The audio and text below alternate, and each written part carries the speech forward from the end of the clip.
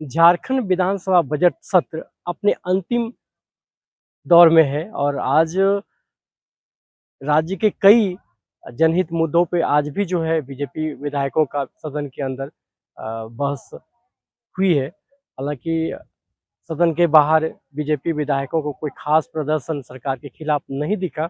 हाँ, झरिया से विधायक रागिनी सिंह ने स्वास्थ्य विभाग के मुद्दे को लेकर धरना पर बैठी और कुछ देर धरना के बाद जब सदन का संचालन शुरू हुआ तो अध्यक्ष रविन्द्रनाथ महतो ने दो विधायकों को, एक जेएमएम से हैं लुइस मरांडी और एक पूर्णिमा साहू बीजेपी से हैं, दोनों को धरना पर बैठी रागिनी सिंह को उठाने के लिए भेजा और रागिनी सिंह गई।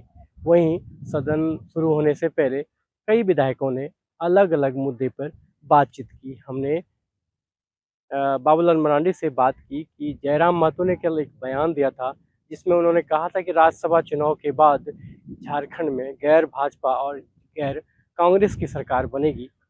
उस पर बाबूलाल मरांडी ने कहा कि वो जयराम एस्ट्रोलॉजर हैं, मैं उनके इस बयान पे कुछ नहीं कह सकता। वहीं कांग्रेस के विधायकों ने कांके विधानसभा क्षेत्र के जो विधायक हैं सुरेश बैठा, उन्होंने भी यही बात कही कि जयराम क्या बोलते हैं, जयराम क्या बयान देते हैं, उस पर मैं नहीं जाना चाहता।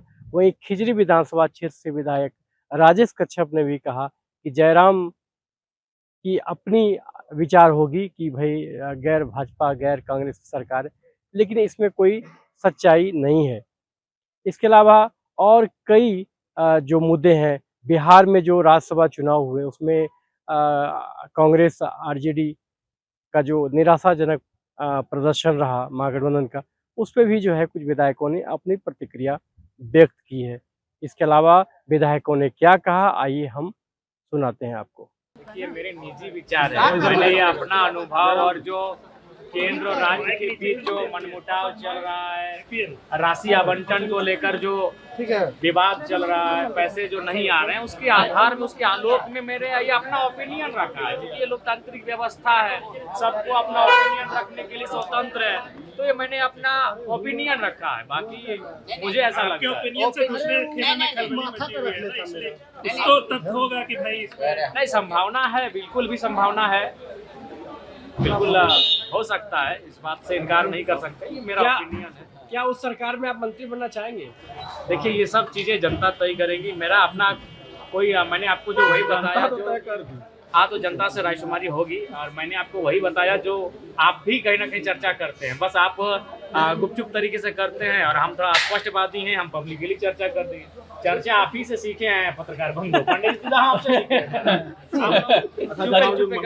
सुनिए, नहीं, ओपिनियन कायम होने से पहले या तो अपब्रिंगिंग होता है या सुना जाता है, सोर्सेज होता है, तब ओपिनियन बनता है।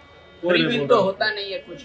तो अगर ये ओपिनियन आपके दिमाग में गया कि आगामी कुछ महीनों में या कुछ दिनों में झारखंड में कांग्रेस हट जाएगी सत्ता में, तो इसकी संभावना आप बता रहे हैं कि पैसे की कमी है सरकार के पास, तब तो बीजेपी को सटना चाहिए। आप कह रहे नहीं, दोनों नहीं सटेगा, सिर्फ जेएमएम की सरकार।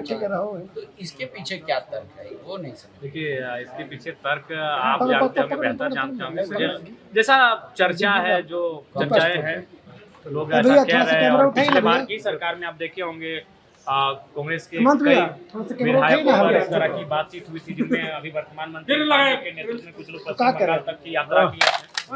उन सारी चीजों को आप लोग तो ये आप मान रहे हैं कि जैसे बिहार में, उड़ीसा में क्रॉस वोटिंग हो गया, क्रॉस वोटिंग सामने आया, सार्वजनिक स्टेटमेंट दिया कि मेरे विधायकों ने दगा दिया है। तो मुझे लगता है ये सारी चीजें झारखंड में भी उस दृश्य को देख सकते हैं। रसोईया बहनों का आवाज हम लोग लगातार उठा रहे हैं, और सरकार को बिल्कुल, रात को भी वह रास्ता चेक कर वहीं पर खड़ी थी, वहीं पर वह रात रुकी थी, अभी भी वहीं पर है, छोटे बच्चे भी उनके साथ हैं। तो मुझे लगता है ये गंभीर चिंता का विषय है। सरकार को अपनी एक प्रतिनिधि मंडल को वहाँ भेजना चाहिए और उनसे बातचीत करनी चाहिए कि उनकी मांगे क्या है और किन मांगों का भी वो समाधान करते हैं। मैं ये नहीं कह रहा हूँ कि अगर वो 15 बिंदु लेकर आए तो 15 बिंदु पे काम करें, कम से कम 5 बिंदु पे तो काम हो सकता है, तो कम से कम उनसे मिलना चाहिए। राज्य सरकार का कर्तव्य है। 1932 स्थानीय नीति, नियोजन नीति, इस पर कोई चर्चा नहीं। आपने कल उठाया सर बजट में कुछ चर्चा चेहरा नहीं से है। ऊपर पूरा एकदम आपको गाइड कर देते हैं। बिल्कुल काफी समय गुजर रहा है और सरकार को इन विषयों का निराकरण करना चाहिए।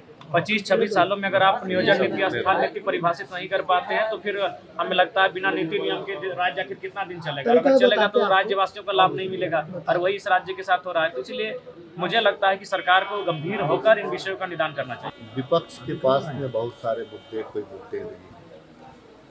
विपक्ष के पास में मुद्दे ये वो केवल डीजे का मुद्दे रहा।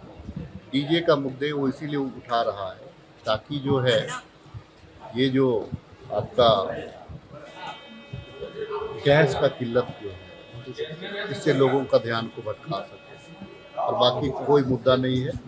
उसमें भी सरकार ने आज सरकार का वक्तव्य है, सरकार अपना वक्तव्य दिया कि भाई परिस्थितियाँ क्या है, हम हर परिस्थितियों में जनता के प्रति जवाबदेही है।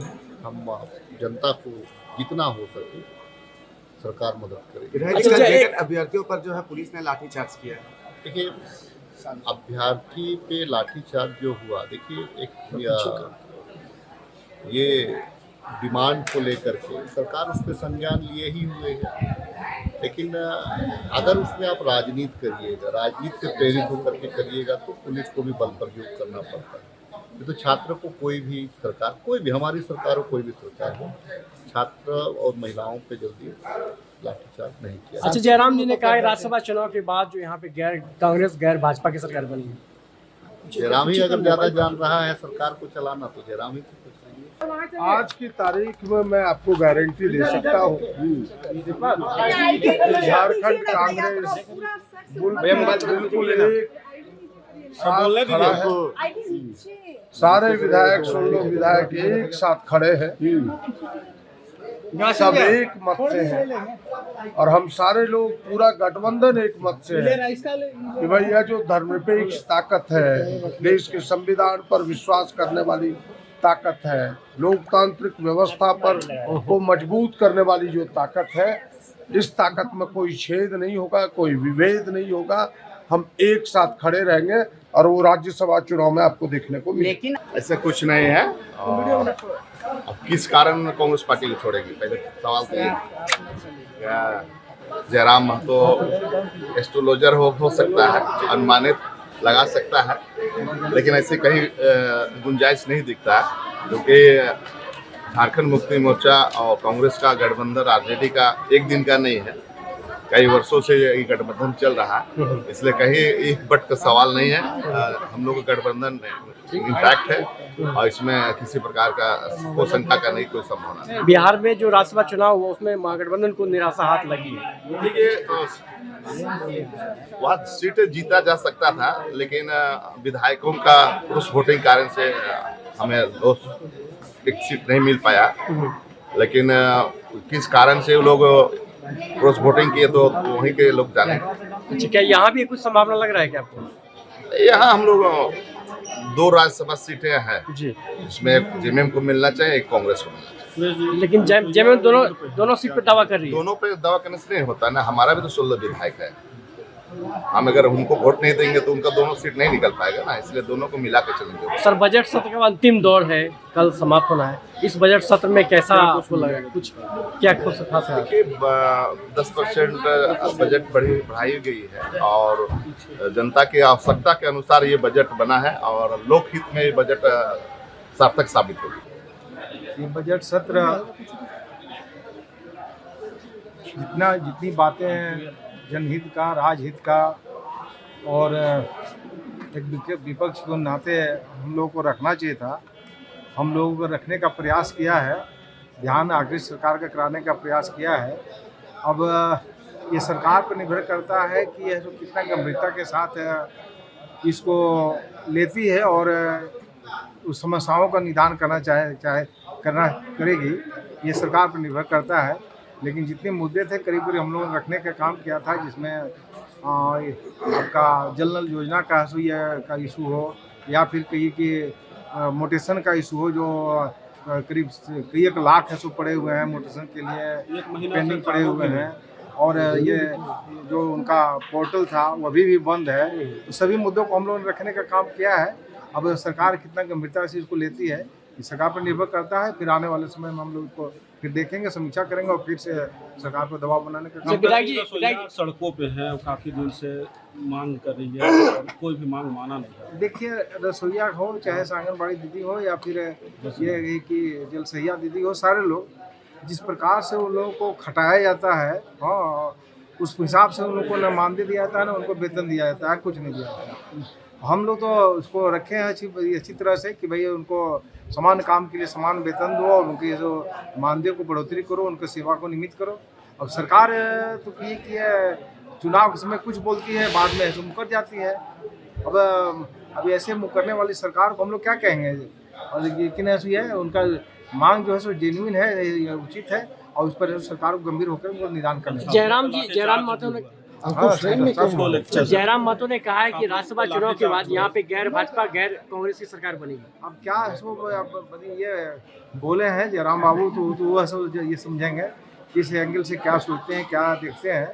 अब उस पर कमेंट करना हम लोग को उचित नहीं होगा, लेकिन इसको मैं इतना ही कहूँगा कि ये राज्य में जिस उम्मीद के साथ ये जनादेश मिला था, तो ये आपका जेएमएम है सो कांग्रेस सरकार को राज्य गठबंधन को वो सब उम्मीद पर है सो पूरा ऐसा नहीं हो रहा है और जनता ठगे हुए महसूस हो रही है और पूरी तरह से हाहाकार मचा हुआ है। तो लोग परेशान हैं। जेटेड अभ्यर्थियों पर कल लाठीचार्ज हुआ है सर, क्या कुछ कहेंगे? अपने जेटेड अभ्यर्थियों पर कल लाठीचार्ज हुआ है, माथा फटा। ये तो देखिए हर एक साल उस समय चुनाव समय बोली थी ये सरकार के हम 5 लाख नौकरी देंगे। अब नौकरी देने के लिए बच्चे जब है सो ध्यान आकृष्ट कराने के लिए सरकार को आते हैं तो लाठी चार्ज हो, गोली चार्ज हो, तो इसे निंदनीय और क्या हो सकता है। हम इस घटना की निंदा करते हैं और जो दोषी है सो ये है पुलिसकर्मी है जिन्होंने लाठीचार्ज किया है अभ्यर्थियों पर, उसको ऐसे निलंबित करने की मांग करते हैं। सर भी फटा है, कपड़ा भी फटा, अंदर से पूरा हर जगह दाग है,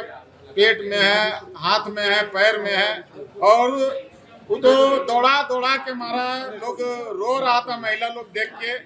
वैसे सरकार हम आग्रह करेंगे कि जो छात्र लोग मांग रहा है सबका उम्र पार हो रहा है, एक भी वैकेंसी आप लोग खुद जानते होंगे जितना वैकेंसी हुआ भी है तो रघुवर सरकार का समय का है। एक भी नौकरी अभी तक ना दिया, ना किसी तरह की बढ़ोतरी। और जो बार बार वो बोलते हैं कि मैया योजना चला के मैया योजना में भी जो 18 साल हो रहा, जो लोग बच्ची लोग का 18 साल से ऊपर उन लोग का भी अभी तक नाम नहीं आ रहा है और जो 58 साल से पार हो रहा है उन लोग का नाम ऑटोमेटिक कट जा रहा है। तो इस तरह का सरकार का रवैया है और सरकार बहुत जल्दी ये घमंड इसका चूर होगा। ये नहीं सोचे कि आंसू के पास एक विधायक है। सरकार में लोग आता है जाता है और कभी भी किसी के साथ इस तरह का दुर्व्यवहार नहीं होना चाहिए। और अभी रिम्स 2 में आ रहे हैं ये एक सबसे खत्म मंत्री। हम तो वहाँ देख रहे थे कि यहाँ पे तो अब चल सकते हैं, आप लोग जाइए वहाँ पे रिम्स में देखिए। रिम्स 2 बनाने का बात कर रहा है, वहाँ गड्ढा ऐसा है कि अब जो टोली लेके जाना है मरीज को, हमको लगता है उलट जाएगा। अभी हम उसको वीडियो में मतलब एक जगह नहीं, हमको लगता है हजारों गड्ढा है। हमको लगता है कि रोड भी इस तरह नहीं होगा जहाँ पे रिम्स घुसते हैं। वो तो बोल रहे कि 18-20 साल से आप ही लोग थे। आप लोग 18-20 साल से तो आप 7 साल से ना, आप जाके रिम्स का देख लीजिए हालत क्या है। आप लोग जाते होंगे तो देख लीजिए रिश्तेदार लोग को लेके। हमको लगता है 1000 से ज्यादा गड्ढा और टाइल्स ऐसा है कि बिना ढोलक के भी आप पार होइएगा ना तो ढोलक बजने लगता है टाइल्स का। तो आप लोग रिम्स जाके देखिए। रिम्स 2 पहले बनाने से पहले रिम्स को सुधार करे। जो आपके राज्य की खबरें, आपके शहर की खबरें सबसे पहले जानने के लिए देखते रहें अमर उजाला। चैनल को सब्सक्राइब जरूर कर लें और पाएं हर अपडेट।